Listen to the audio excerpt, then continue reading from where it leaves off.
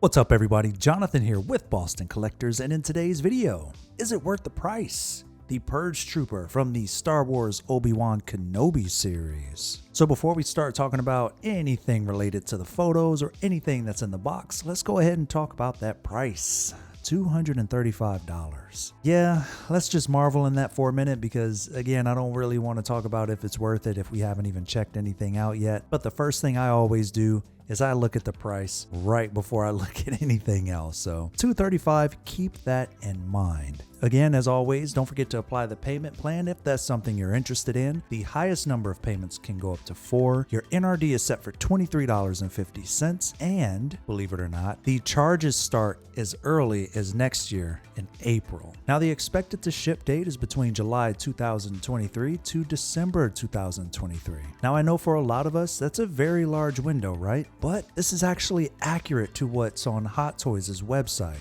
It's releasing as early as Q3 to as late as Q4. Now that does widen the window though, because obviously if it does release within that time frame, we cannot get our NRD back from Sideshow. I don't know wherever it is you order from, maybe it's a possibility, but with Sideshow, that's not the case, so be aware. As we start to move down to what's in the box, we have very slim pickings. But again, it was the Purge Trooper from the Obi-Wan Kenobi show. Throw out of your head the Jedi Fallen Order, but that will be a talking point later. Without going too deep into that, let's go ahead and see what we have here. So we have the newly crafted Purge Trooper helmet. We have specially applied black color painting on the armor with red markings. And we also have 6 pieces of interchangeable gloved hands, which include 1 pair of fists, 1 pair of relaxed hands, and 1 pair of hands for holding the blaster rifle. That's huge. This is already a 10 out of 10 release right there with the accessories. At least as far as accessories go, not the entirety of what's in the box, obviously, but that's all I ask for, man. Just give me pairs in my hands and I'm happy. Let's continue. Moving on down to the costume, we have the armor. We have the black colored multi-textured fabric undersuit. That's something that we see with the 501st and the Coruscant guards, as well as Rex, and I want to say Cody. We also have 1 red colored pauldron, red colored left arm guard, as well as a black and red belt with the apron. That's actually a comma. And we also have 1 pair of black boots. Now, in terms of weapons, we only get 1 blaster rifle. And last but not least, we also have the specially designed figure stand with the character nameplate. So I'm choosing to use Facebook here because we can get a little bit closer and we can zoom out and all that good stuff all over on Facebook. We can't do that on the Sideshow website, so I chose to jump over here. Now, right away, this thing is looking beautiful. I'm not a big fan of the helmet design, but it is accurate to what we saw in the show. It's not on Hot Toys. It's on whoever decided to design this helmet. Now, a couple quick takeaways. Obviously, we have the Death Trooper gun. I also noticed that the gloves kind of share similarities between not only the clone armor, which we see on the hand, but the Death Trooper gloves as well. And one more thing, because, you know, I could point out all these little things all day. On the comma there, I noticed that this is the same sort of like subtle line that's going through Moff Gideon's clothing as well. So he's got it on the belt, he's got it on the arm, he's got it on the cape. I like that. It's sort of like a small little detail. So if you have Moff Gideon, I think having a Purge Trooper or 2 next to him would look pretty good too. But let's go ahead and start diving into the photos. So right away, I think the first thing we all notice, and this is something that I hope Hot Toys tell their photographers to relax with. Sometimes when you allow too much Photoshop in your photography, it throws us off as a consumer. But with this one, it's not, because throughout the rest of the photos, we get to see a bendable wire used in the commas. And again, as we start to take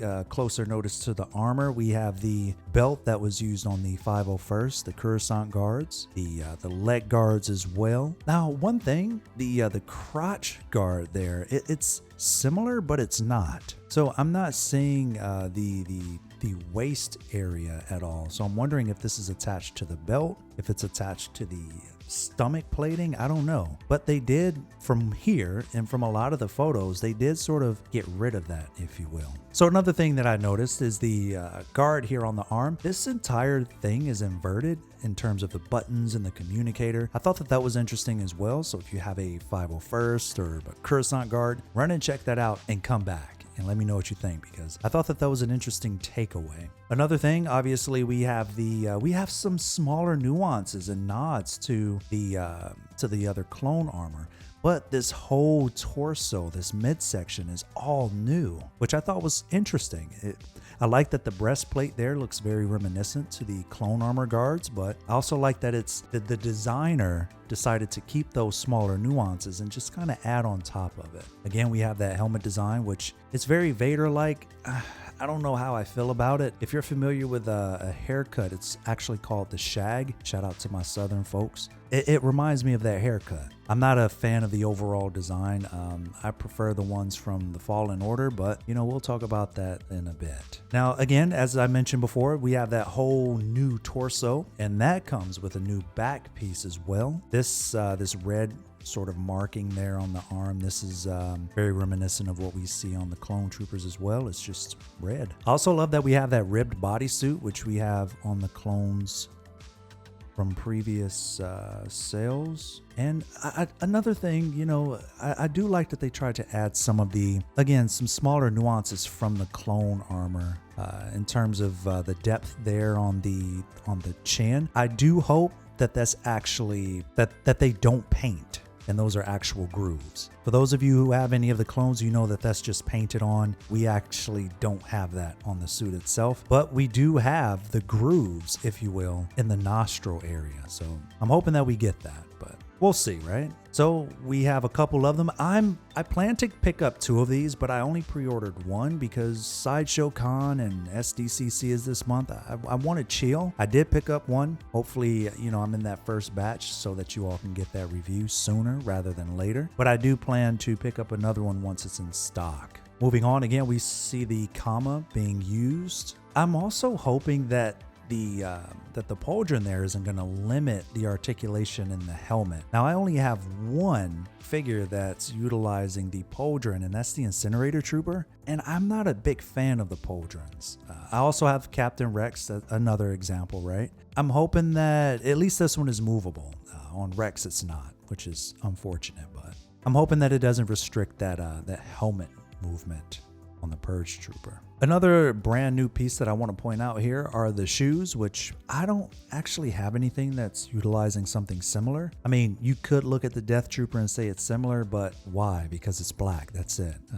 The guards, the armor guards on it, I don't have anything that's very reminiscent of that. If you have something like that in your collection, let us know down below. Again, the comma actually look, because of the light and how it's reflecting, that looks like it's going to be pleather. So I'm wondering if the inside is going to be pleather as well. That would be interesting. Moving on up, again, they're reusing a lot of clone armor pieces, but at the same time, they're not. I would say maybe a good 75% of it is being reused, but not entirely. Let's go ahead and move on. Again, the figure looks great. I think they did a really great job capturing the likeness of the Purge Trooper. We got a couple layers there for depth. That looks good. It also it's hard to really say. I want to say that it looks very close to Darth Maul, the Clone Wars Darth Maul release with the tabards. It looks like it's going to have that texture to me, but I could be wrong. This is a better photo. Maybe, maybe not. It's kind of hard to say. So for those of you who have the Clone Wars Darth Maul, let me know if you think that looks similar or not. But yeah, this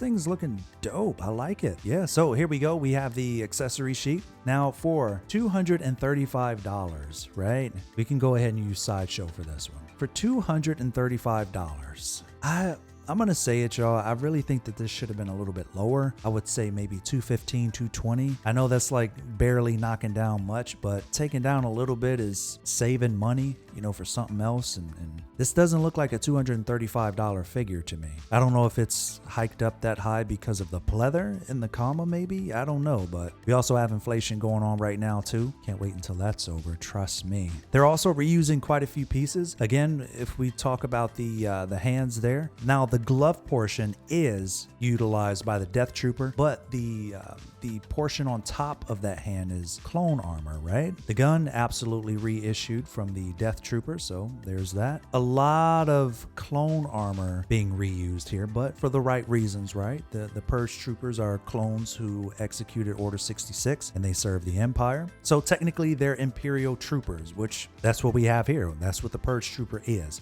$235 is a little too high, but again, I think for those of you who like the Purge Trooper, I would say it's worth it. I think it's worth it. I'm going to go ahead and pick it up. It's hard to really say anybody's going to army build from these because from what I'm hearing, people prefer the Jedi Fallen Order Purge Trooper. And I actually agree. The design on those look a lot better. So here we have the Purge Trooper from the Jedi Fallen Order. You have one wielding an axe, a sniper rifle, the list goes on. And they look so much better. The pauldron looks great. You have the airborne trooper style helmet. I've seen people saying, you know, they could have at least put in the helmet, but this design is so different from what we have with the current Purge Trooper that it doesn't make sense to just give you a brand new helmet. We have markings on the pauldron. We have markings on the forearm armor, on the thigh armor. In fact, when you look at the commas, we have a whole new look, almost as if they're ARC troopers. They couldn't have just given us a brand new helmet. These need a brand new release. Now, which one would you have preferred? Would you have preferred the Purge Trooper from Obi-Wan or from the Jedi Fallen Order?